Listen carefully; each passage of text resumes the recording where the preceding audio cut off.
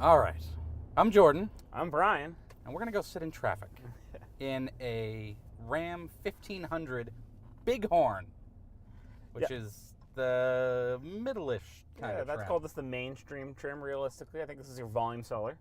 Yeah. Well, the volume is the crazy fleet one, but the normal people volume seller is this one. And it's a nice place to be for $58,000. I think you're missing that mark. Used to seem 56. 56.9. But yeah, give him a little bit of credit. 56.9. Oh, well, okay, fine. And we're here in a Ram 1500 for $56,900, which used to seem like a ton of money for a big truck. But now it's not really anymore. It's at some point fairly middle of the road-ish. I mean, yeah. you can get them. You could actually knock some money off of this fairly easily, in terms of options that you take if you wanted to deck it out yourself. Drop the 20-inch wheels, drop the air suspension, drop the ginormous sunroof. Well, how much do those things cost? I don't know because they're cut off on the side of the page, but at least it's excellent. over $1,000 each. All right. It looks like the wheels are $1,500 and change. The air suspension is, I think that's a $1,700. The sunroof is $1,200 and something. Okay, so that stuff adds up. So that gets you, you get rid of the. Okay, well you wouldn't. What? But here's the thing: you wouldn't get rid of the sunroof because it's amazing. I mean, so what else would you? The The 20-inch wheels you can get rid of. 20 you can definitely get rid of. The sunroof, I go back and forth on. It is huge. I think it might actually be worth $1,200. I think it's worth $1,200. I have never thought of putting a sunroof in a truck until I saw this. But look at that! Like it's a greenhouse. It's so good. It makes it seem all light in here. Yeah, I kind of like it a that. lot. Air suspension. Sure, why not? Why wouldn't you want that on a truck? Okay, this isn't a truck-specific comment, but air suspension in general. Long term. Long term is questionable. So all suspension breaks and has to be replaced. Like it's just a wear and tear item. I don't think I've owned a vehicle where I didn't have to do some sort of suspension work over the life of the thing, right? Yeah. And air suspension is exceptionally expensive. Yeah, when that happens. I think the air suspension is if you're going to drive this truck every day and it's a comfort if this is your commuting vehicle. Yeah. That's when you buy the air suspension. And there's a little toggly button down here. Yeah. And you can hit it and then it yells at you. Selected ride height not permitted due to speed if I try and go down. If I try and go up. Oh, it'll go up. Okay. Right. Well, it'll change at certain speeds. So I read up on this. At highway speeds, it automatically gets low. Okay. Ish. Well, low-ish, right? Because there's an entry mode. Yeah. Where it goes to so you can get in and out easier. Which it's a high truck, so that's a nice-ish feature.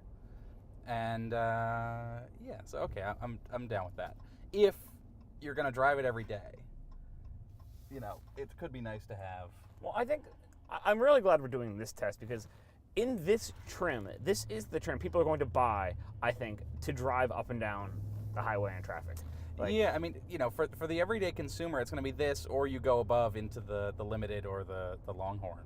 Yeah. And get the really fancy stuff, which, this has cloth seats. They're really nice cloth seats. I was actually surprised by that when we got this truck at first. I'm like, it has cloth. But then I thought to myself, there are a lot of people who like cloth. I own a truck with cloth. It makes sense to a lot of people. I think the cloth seats make sense because you could certainly spend more and get the leather.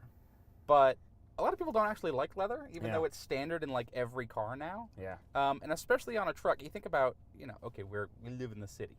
So not really the target market for people who are going to be mucking around their ranch. But there are going to be people who buy this on their ranch and they get dirty and muddy and whatever, and it's got big rubber floor mats and all sorts of nice things to keep it cleanish. I think. And it's good dirt colored seats actually. Yeah, the dirt. I bet if you look on that thing, it'll tell you there's probably a name like caramel or dust or I don't know. What do we got? Top left probably maybe. Top left. I don't know.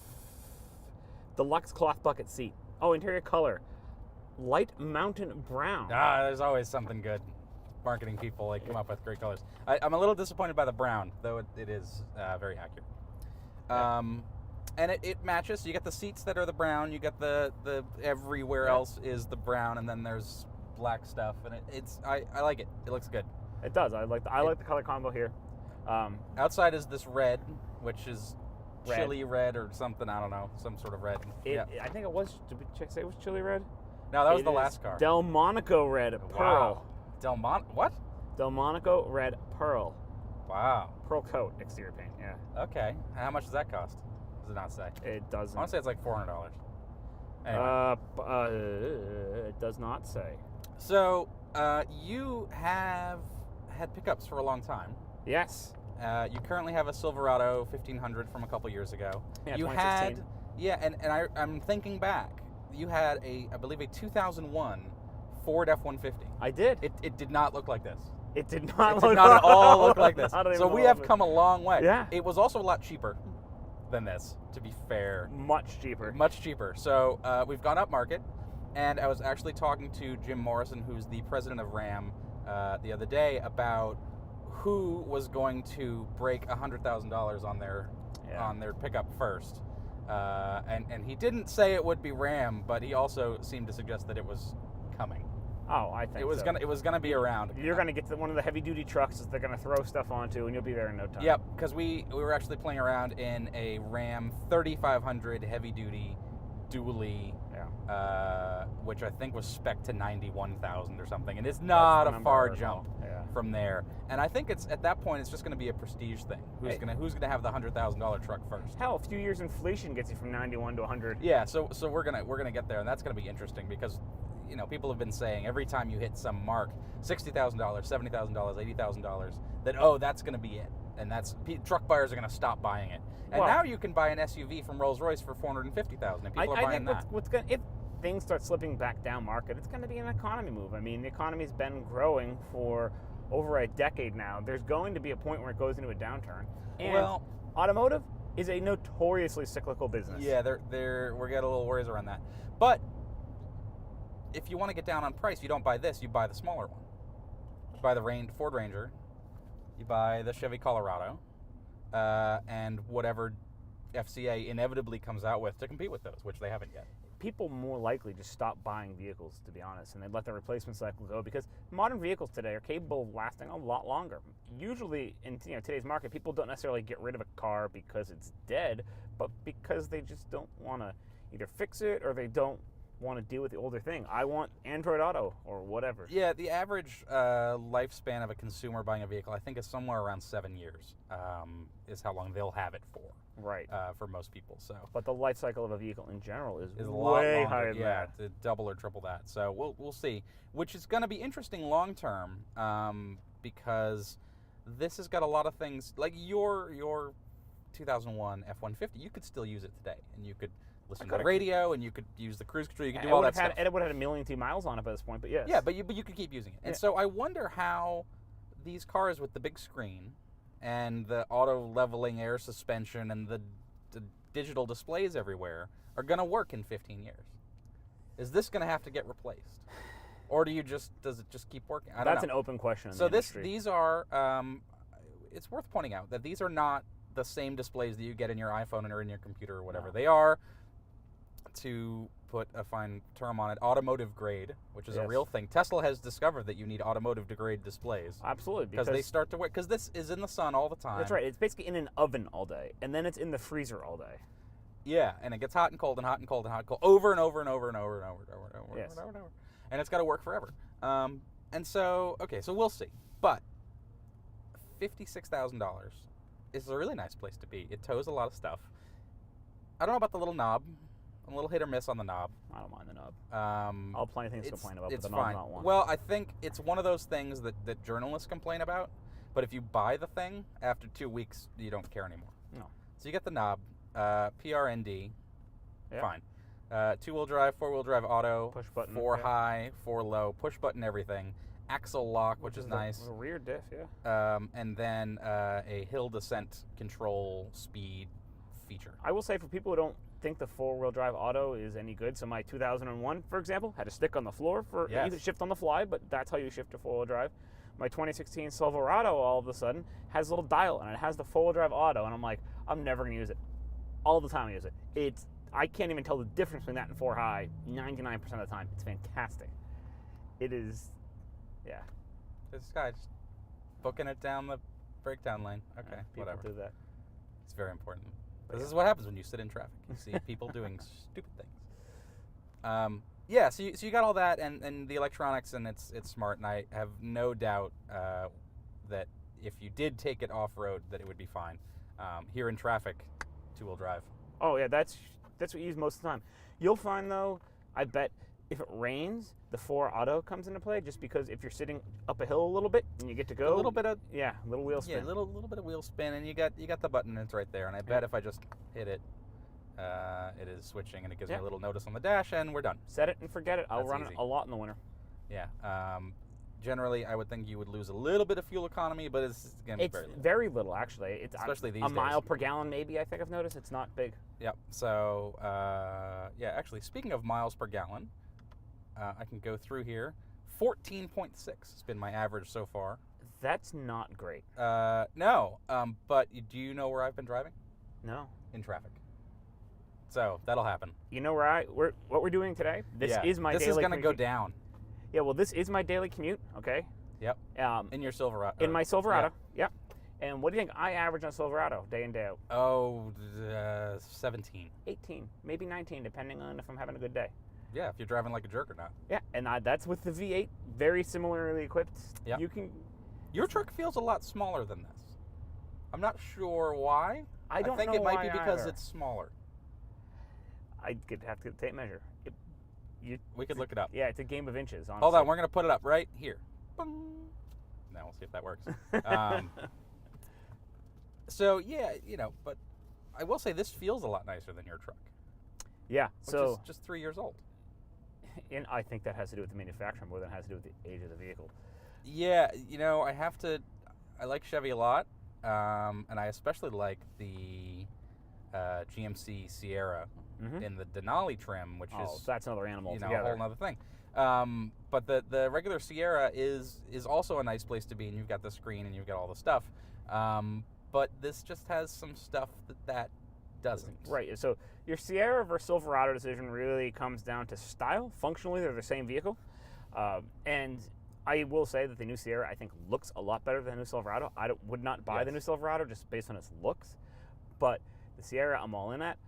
This here is a different level of quality. Dodge makes a vehicle that rides more car-like. I like the surfaces, the technology stack. This does feel like a much better daily driving vehicle. Yeah, and I wonder how much of that is due actually to the air suspension riding around in it. But yeah, it used to be that Chevy's really strong suit was the chassis and how well it rode and things like that. And Ram sort of had the powertrain thing going, and then Ford was sort of the all-around, 5-star sort of thing.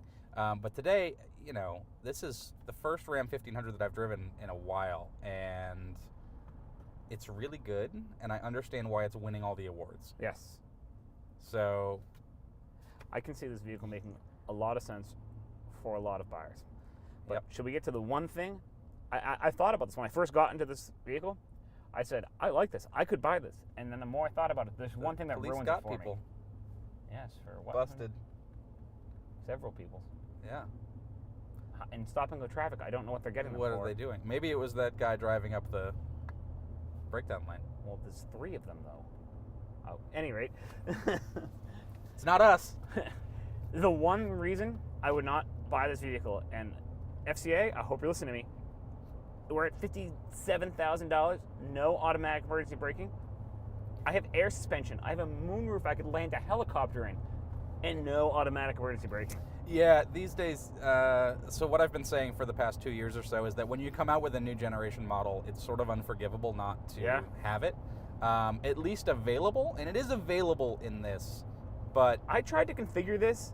I mean, you have to go up a trim level from the Bighorn. Yeah. So you're popping a price point and then adding it, It's like... Yeah, which is really not great, especially since we looked up this morning, the Ford F-150 has it standard across the trim range. And the Toyota Tundra as well. The oldest trucks on the market, standard. Yeah, Toyota has made a decision to put the safety suite in all its vehicles, and has really pushed that hard, and the Americans are just lagging behind, and we're going to keep bashing them on it. Ford is an American. They are... It's yeah, standard. The Italians are apparently lagging behind. Yep, they're late to the party, but Ford is getting their act together. Yeah. And we'll see what happens. And it's just sort of a priority thing. It does cost a lot of money. It does add expense to the vehicle. Sure. And it is one of those things that people are not going to ask for, because something like blind spot monitoring is something you can see, and you see it every day. Automatic emergency braking is something you don't see until you need to not drive into the car in front. I disagree. I think there's a lot of people walking into dealerships demanding it in vehicles. With that said, is the average truck buyer, that's a little bit different than the average vehicle buyer. Yes. Yeah. Truck buyer, maybe a little more independent, a little more I don't need anyone telling me what to do sort of thing. It's the type of person who would complain about having a button for four-wheel drive instead of a big chunky thing on the floor. That's true. And, well, that's just how it is. Yeah. But, as we know, it does reduce front-end collisions. It's a safety thing. It should be there. And it should be standard. So I think we'll just keep harping on that in every car we get that doesn't have one. Yes. So also looking at things that stood out to me, the back seat in this is enormous. I actually feel like there's more room in the back seat than there is the front. It's impressive. And the back seats recline. Which is crazy.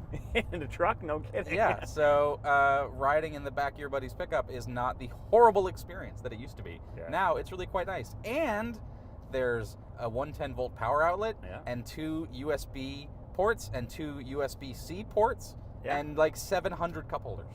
Yeah, it's pretty impressive, actually. And then up here, we have more USB ports. We have 2 regular and 2 USB-C. All right, so let's talk about the center console for a minute.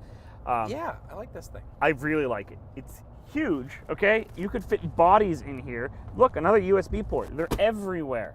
The sliding thing that refuels a bin that, I don't know, you could ice fish in. I mean, I don't even know. Absolutely, yeah, you can keep everything. Keep your beers there.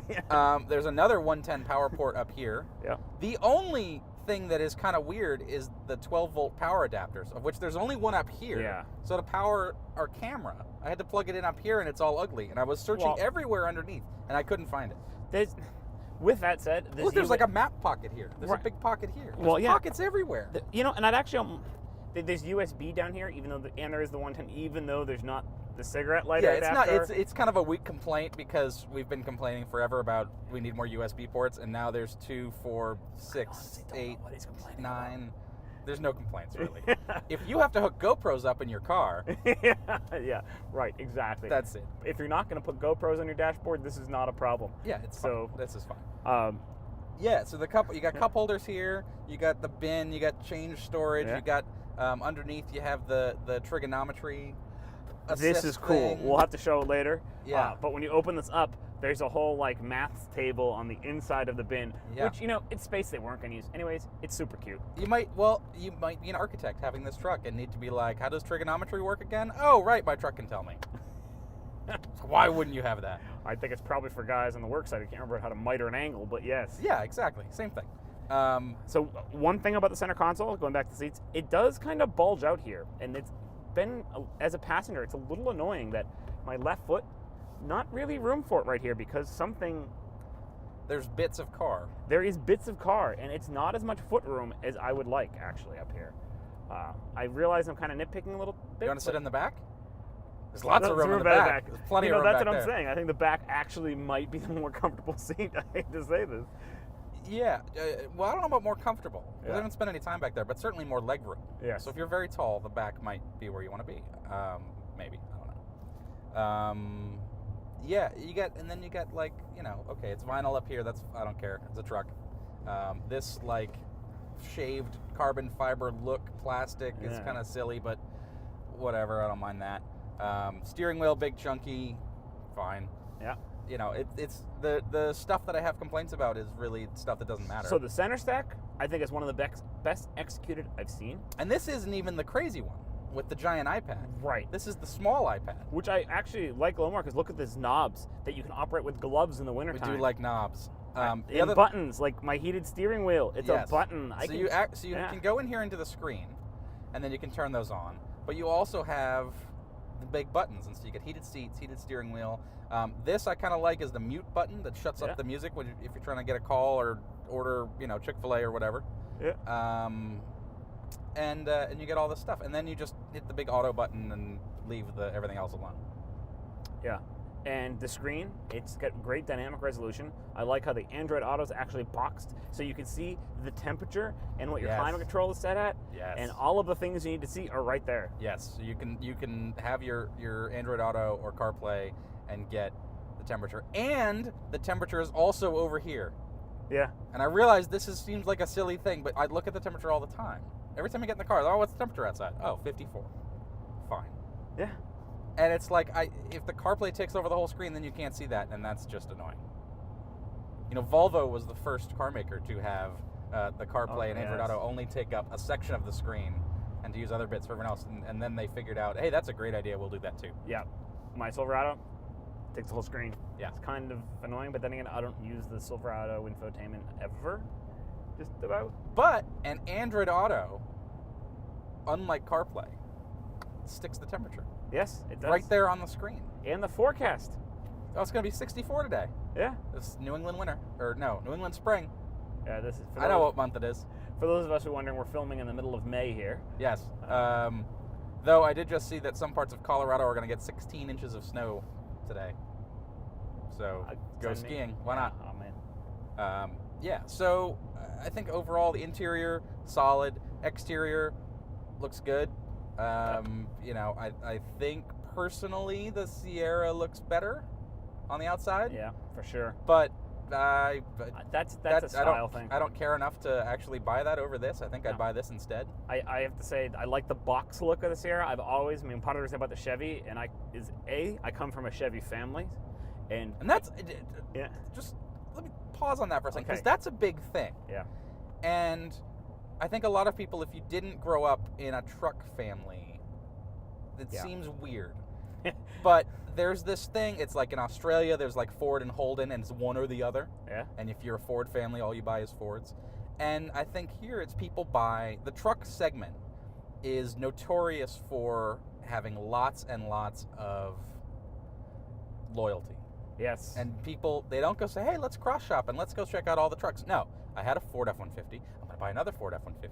And then when I'm done with that, I'm going to buy another Ford F-150. And I'm going to give it to my kid. And then my kid's going to buy, and on and on and on. Yeah. And, you know, they run entire ad campaigns off this. And so it makes it really difficult for car makers to, you know, draw people in from other. You have to really separate yourself from the pack. And that's sort of what I feel like they did here. So that loyalty is a big thing. So as a Chevy owner, I have a confession. When I bought my 2001 F-150, right, my family I thought was going to throw me out. But at that point, it was actually a price point decision, where at the time the F-150 was selling for considerably less than the Silverado. And as a broke college student, right, exactly. said, all right, I can make this work. Yeah, and so, you know, I think that's a thing, is that people who have a current Silverado like you do might never even consider coming to look at this or going to look at the F-150 or the Tundra for that matter. And I think that's part of the reason why Toyota and Nissan have had so much trouble breaking into the full-size truck market. Yeah.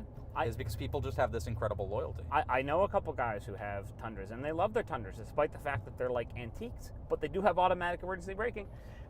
And now they do. But yeah, they swear by the Tundra. They have developed that same Toyota brand loyalty because it's more bulletproof. The frame may rust out to nothing, but mechanically it goes until forever. Yeah, I was talking to the Lexus engineers once, and they said that they engineered the Lexus engines, which are not the Toyota engines, but it's the same mentality, to 300 and something thousand miles. That was their expected longevity. Yeah. Without any major issues, is they're engineered to 300,000. If you look at the vehicles that have the longest life cycle on the road, they tend to be full-size trucks and comparable full-size, truck-based SUVs. These things go forever. Yeah, because once, suburban husband you hauling bark mulch around gets rid of your truck, it gets bought by some farmer or kid or whatever. Or another suburban husband who uses it only on the weekends to go to the dump. Exactly, who's just going to keep using it, because at some point it stops being your daily driver and you don't have the air suspension, and you just say, oh, I want to sometimes move furniture. And then you become the guy with a truck, and then all your friends ask you to help them move. Which, honestly, I've thought about doing with my Silverado. When another year or so, when I'm back in the market for a vehicle, I've thought about keeping it, parking it as a third vehicle for weekends or whatever, and buying something that's not a truck as my commuting car. It's crossed my mind. Yeah, because, you know, you look out here, and I realize this is New England, so, you know, there's a truck over there and there's another one up there. But mostly, it's sedans and especially crossovers and SUVs and things. And, you know, if fuel stays at $2.80 a gallon or whatever it is, then yeah, keep buying trucks. Absolutely. If it ends up going up, then, you know, you recalculate that. If fuel goes over $4 a gallon again, I'm not going to say I'm going to get rid of my truck, but I am saying I'm going to buy another more fuel-efficient vehicle. And I think there's a lot of people who'd made that switch 10 years ago.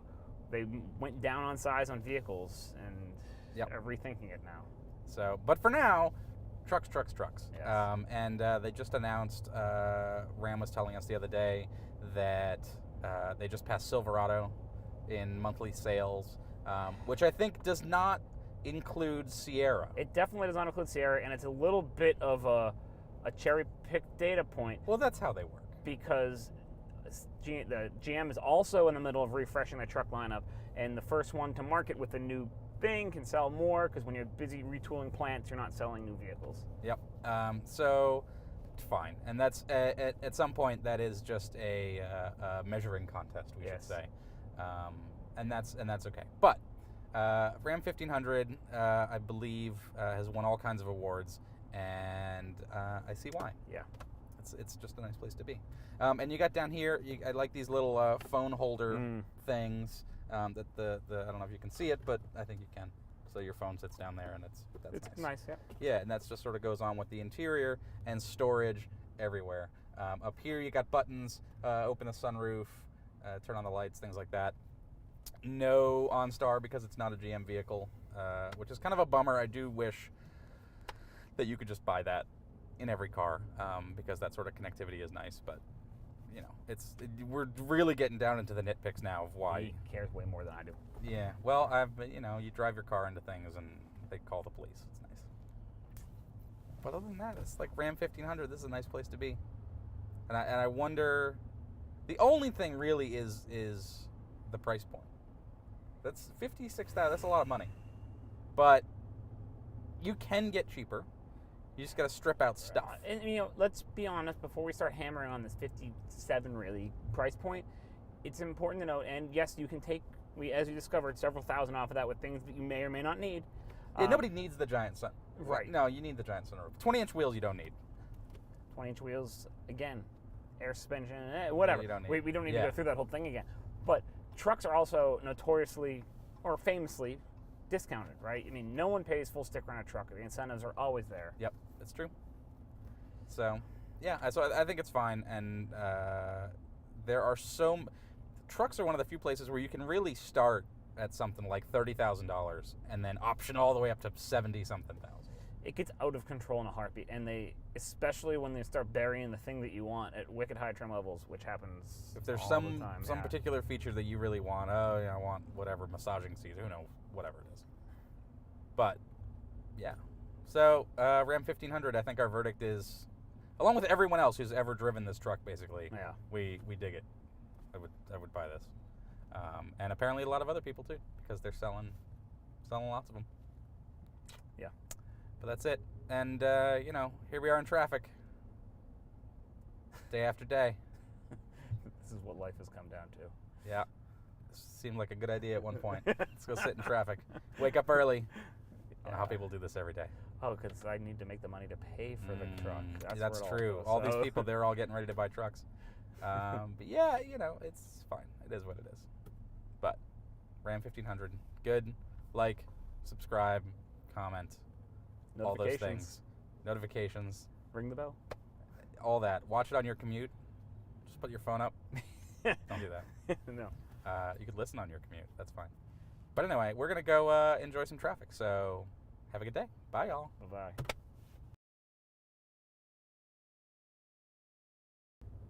We didn't even talk about the dual glove boxes. So many trucks have this nowadays. We didn't open up my recall notice. Oh, things we're going to have to splice into the video.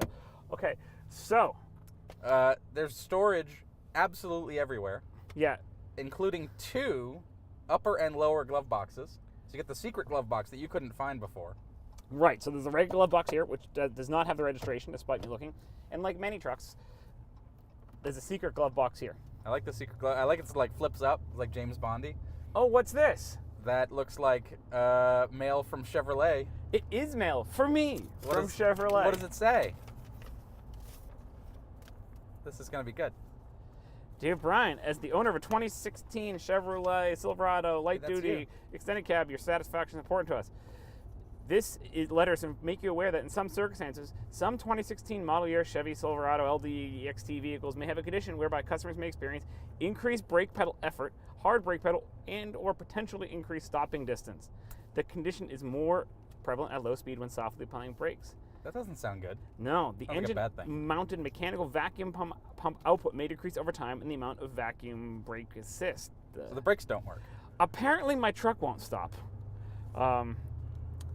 GM is providing you with additional special coverage outlined in this letter for the condition described above in the interest of customer satisfaction. So it's not a recall. It's a Apparently- warranty extension.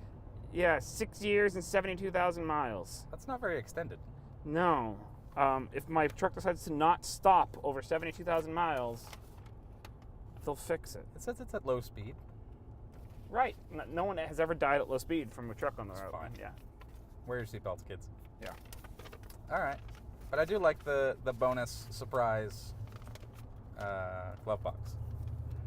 Fit your firearms in there. Yeah, I actually never use mine the way I should. I think it's like mostly for like putting glasses and things in, and like, you know, people like to hide things in these compartments when they get out of the truck. Yeah. Put your phone in there or whatever. Yeah. I do wish you could lock it though. It's You can lock the lower one, but you can't lock the upper one. It surprises me that you can't. I want to say my double glove compartments, if I lock one, they both lock though. This might be the same thing. Well, it could be. I can't be bothered to test that out Yeah. right now. But okay. But yeah, I like that. And it says Bighorn. In It case does you say were Bighorn. wondering. Yeah. It also says airbag.